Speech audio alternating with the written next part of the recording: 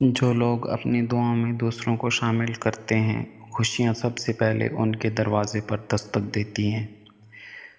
یقین کر لو، حرام رزق سے ہی ہماری آنے والی نسلوں کو پاگل پن وراثت میں ملتا ہے۔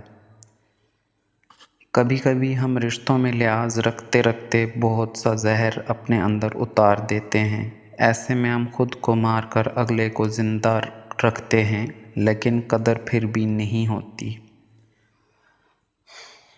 لوگ بے جان چیزوں کے ٹوٹنے پر اداس ہو جاتے ہیں، لیکن انسان کا دل توڑ کر کبھی کوئی اداس نہیں ہوا، کیونکہ ہم لوگ چیزوں سے زیادہ محبت کرتے ہیں، انسانیت سے نہیں۔ تمام جانداروں میں صرف انسان ہی پیسہ کماتا ہے۔ عجیب بات ہے کہ انسان کے علاوہ کبھی کوئی بھوکا نہیں مرتا اور انسان کا کبھی پیٹ نہیں بھرتا۔ آزادی کے لیے ضروری نہیں کہ تم زمین و آسمان خرید لو، البتہ یہ ضرور کرو کہ صرف خود کو مت بیچو۔ لوگ بدلتے نہیں، ہوتا تو صرف اتنا ہے، یا تو ان کی آپ میں دلچسپی ختم ہو جاتی ہے، یا آپ سے زیادہ کوئی دلچسپ اور مل جاتا ہے۔